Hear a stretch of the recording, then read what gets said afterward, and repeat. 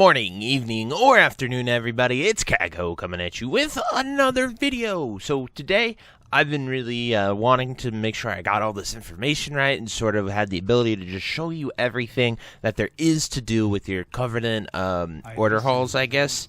I'm an Ardenweald, so I'm Night Fae, and we have the Heart of the Forest, and every single place kind of has all four of these things. It doesn't really matter what your Covenant is. The only thing that changes is, like, we're in the middle of a tree here, and the location of them matter. So you come here to your Sanctum upgrade guy, and you get a choice of 4 things. Now, the 4 things that you can build are the transport network, which is probably the lowest priority on this list, if you ask me, especially once we're in week 2. I honestly built it, and it lets you teleport places, and you can get some unique reputations, but there's nothing really too fancy for that. It's just a lot of cosmetic stuff if you wanted to do it, as well as its ease of sort of traveling and what you can do with that. I'll show you guys that more towards the end. Then we have the Anima Conductor. Now, this is the first thing you should build. This and the adventure, the command table, you should build those as soon as possible. These 2 are the things that actually give you rewards and are worth doing. The Anima Conductors is pretty much an additional daily. You go to a place to get a treasure, or you go to a place to kill something when it's at level 1, and sort of what you do with that. Then we have the command table. Now, the command table is pretty awesome. This lets your guys go out on adventures, and once you beat the first 4 adventure campaign quests, you unlock Soul Ash to get, and Soul Ash is what's needed to craft your legendaries, so it's super huge that you prio this, and I will go into more details about that later, but it's definitely big, and you can make a lot of gold off of your command table. Like, I'm talking a lot. Like, I went and leveled another guy just to sort of get a command table going on him, so I can get a significant income increase with him. And then we have the Queen's planning thing. It's a conservatory, but this changes by what thing you are, so we'll definitely go in there and look. But right now, I pretty much plant wild seeds, and the wild seeds grow, and those people that come out give rewards. So, like, I got a bunch of gold from the intro one, and I actually found one in the maw, completing my Venari rep. Like, I'm tentative with Venari, trying to get to the next one so I can craft those big gear pieces, but, you know, we're on the way, so it should be pretty nice. But that's generally the 4 pieces to do. So, like, every day at 10 p.m., or 10 a.m. Eastern, I pretty much log in. That's when the reset is for me. You get a daily calling, as well as you get things to do. So first things first, I'm going to do this. This is my Anima Conductor. So this one is a treasure, and this one is a rare spawn. Now, as you noticed right there, you can reinforce your Anima stream. So now this is super, super important because I've done this for 10 days, or 9 days now. So tomorrow, I will lock this beam in. So I will permanently have one of these beams up. And this is super important. I'll show you at the end of the video, but there's a side reputation. Every single one has this. For Night Fae, it is the Court of Night that is your side reputation, and it will you'll go to here. It's Hybern Hollow, and that is where the vendor is, and that vendor will allow you to buy an item that will let you get legendaries for 35 offerings. Now, you cannot do this. The grateful offerings are right here. It's just from doing Anima Conductor things. So every time you do them, you can get that. But you need 4 streams permanent, and then you can go to the Hollow to get it.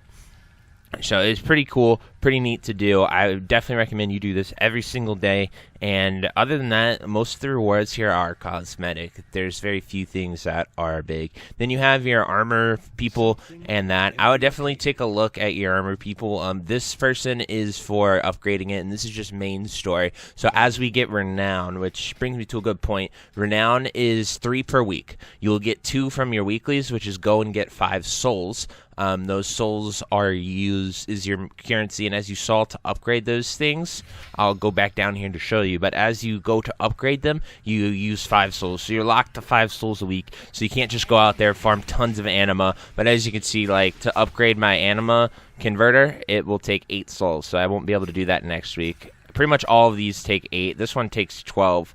I think you can get some really powerful items upgrading this, but I would definitely recommend doing the Conductor first. It's definitely the best thing, and you'll be able to get a lot of nice stuff. So I'm honestly going to just focus my Conductor, get that all the way up, and see what we can get with that, because every level of that will yield you these new access points. So like, I can't do these two, I can't do these two until I upgrade. However, you don't have to do it till after 20 days, because that's when this stream, whichever stream you don't choose, that's when this one will be permanently unlocked.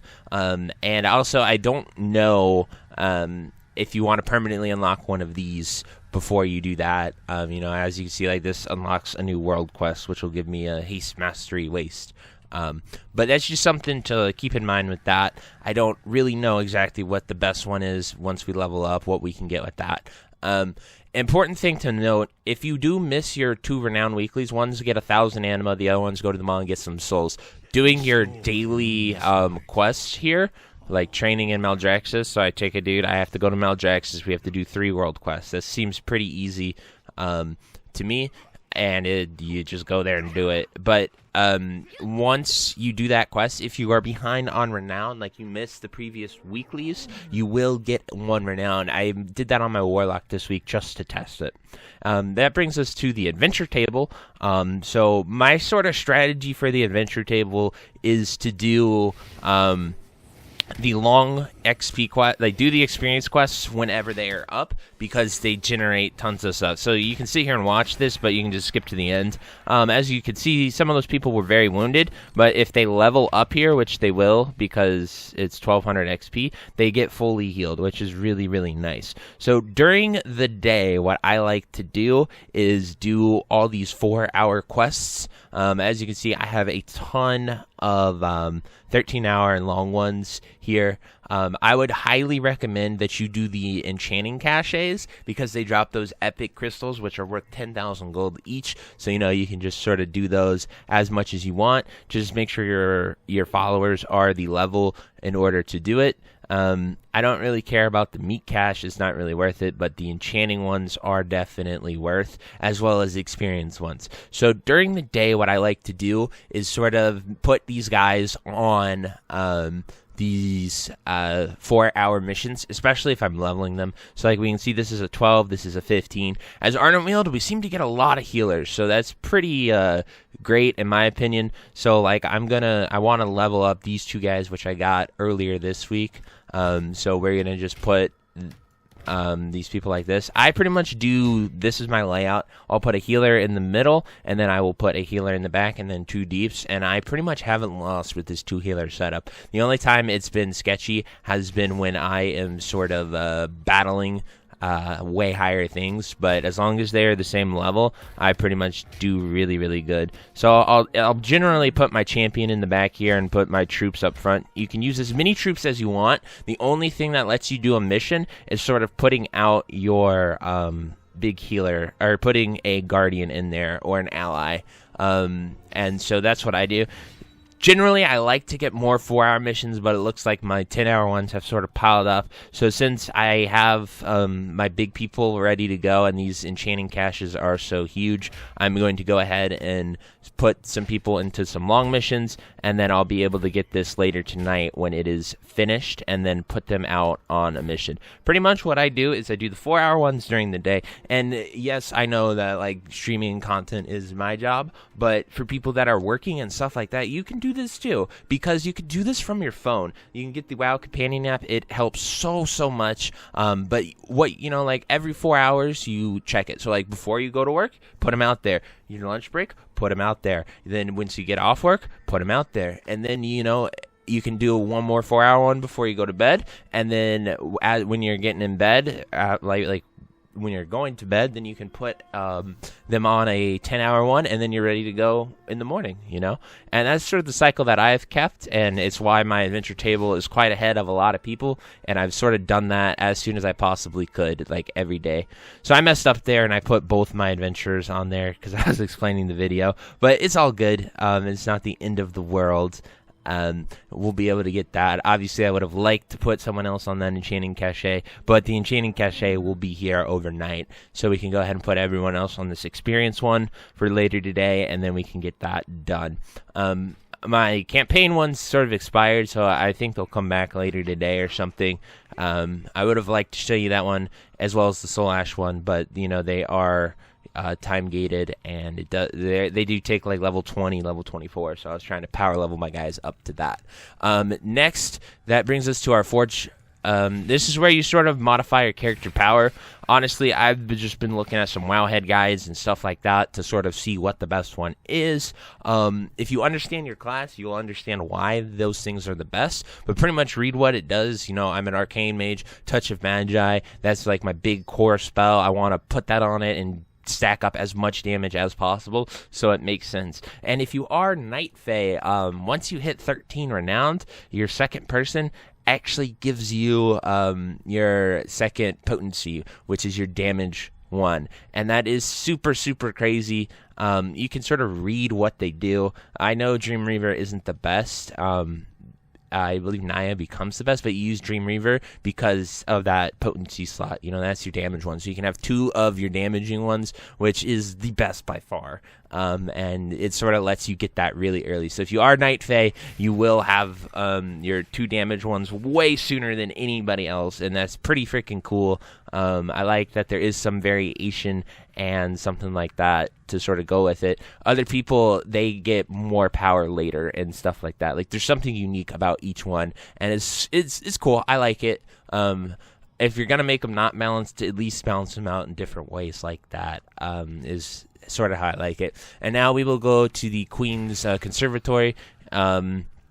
Here it is down in here, and this is where we teleport. This is actually a really cool little thing, and you do need your mushroom network to access it, so that is one reason to build it, but pretty much the only reason, other than cosmetic things. So this is it. It's just a little thing that's off to the side, and this is sort of where we can grow our wild seeds. Now, I'm on a quest to get 1,000 Anima, so if you watch this before you've done your week 2 weekly, I would strongly recommend buying this, opening it up after you do your soul quest, and then getting this quest to collect 1,000 Anima, so you're not like me. I went and grinded every world quest on Tuesday, and I didn't have much Anima ones available in order to complete this one, so it does kind of suck with that. But as you can see, like, these spirits sort of look like the 4 covenants. So like this one definitely looks like Bastion, this one Maldraxxus, this one Vanthyr,